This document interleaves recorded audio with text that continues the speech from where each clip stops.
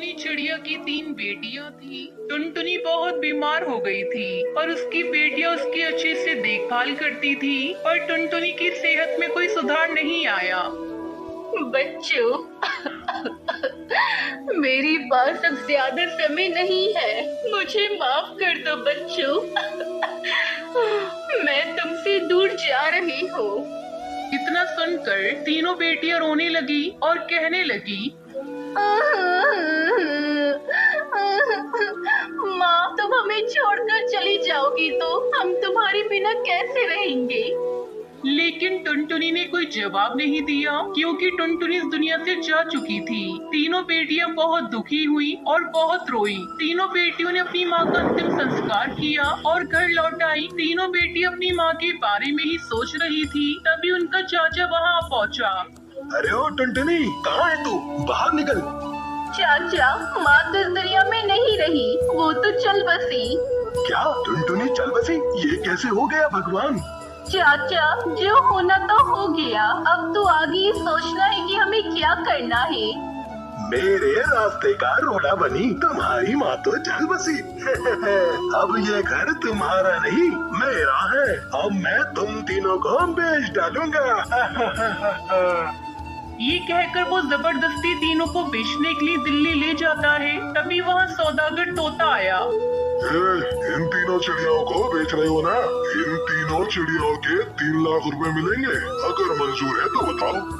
इतने कम पैसे क्यों? देखो तो कितनी सुंदर चिड़िया है। अभी तो इनकी शादी भी नहीं हुई। मैं इनके पूरे 6 लाख रुपए लूंगा। हाँ ठीक है, ये लो चेक, पूरे 6 लाख का है।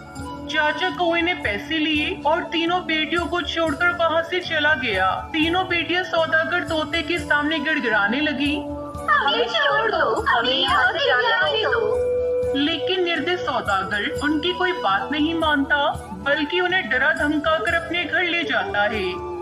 दीदी, हमें यहाँ से भागने का कोई तो रास्ता निकालना पड़ेगा, नहीं तो हमारी जिंदगी नर्क बन जाएगी। उन तीनों की समझ में नहीं आ रहा था कि कैसे यहाँ से बाहर निकला जाए। रात के समय जब सब सो रहे थे तो वो तीनों वहाँ से भागने का प्रयास करती है, लेकिन सौदागर तोते की आँख खुल गई और उसने उनमें से एक बहन को पकड़ लिया। बाकी 2 बहनें वहाँ से भाग गयी, लेकिन डर के मारे वो दोनों एक दूसरे से बिछड़ गयी। बड़ी बहन अकेली पेड़ पर बैठकर बहुत दुखी हो रही थी। अब मैं क्या करूं? मैं अकेली रह गई हूँ। मैं तो यहाँ किसी को भी नहीं जानती। तभी वहाँ एक टूनी चिड़िया आई। कौन हो तुम और यहाँ दुखी क्यों बैठी हो? यहाँ बैठने में खतरा है, तुम्हें यहाँ नहीं बैठना चाहिए। मैं नहीं जानती मैं कहाँ हूँ। मेरे चाचा मुझे यहाँ बेचकर चले गए। मैं यहाँ जान बचाकर बैठी हूँ।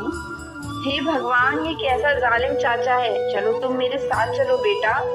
इस तरह बड़ी बहन ने दुखी मन से सारी बात बताई। टूनी चिड़िया ने उसे अपने घर में रहने के लिए जगह दी। अब वो दोनों साथ में ही रहने लगे, लेकिन बड़ी बहन हर पल अपनी बहनों को याद करके बहुत दुखी होती थी। एक दिन उसने टूनी से कहा, मेरी एक बहन तो आजाद हो गई थी, लेकिन अभी एक बहन वही सौदागर के घर पर कैद है। कि आप मेरी बहन को वहाँ से बाहर निकाल सकती हो? आसान नहीं है, लेकिन फिर भी मैं तुम्हारी बहन को वहाँ से निकालने में कोशिश करूँगी। कुछ दिन यूं ही बीत गए, लेकिन टूनी चिड़िया कुछ नहीं कर पा रही थी। इसलिए उसने पुलिस स्टेशन जाकर रिपोर्ट लिखवाई। उसने सारी बात इंस्पेक्टर कौवे को बताई। तुम फिक्र मत करो, मैं तुम्हारी बहन को जल्दी ही वापस लाऊंगा। इंस्पेक्टर कौवा उस जगह पहुंचा और सभी चिड़ियाओं को वहां से बाहर निकाला। दोनों बहनें मिलकर बहुत खुश हुई। दीदी, मुझे पता था आप मुझे यहाँ से बाहर जरूर निकालोगी।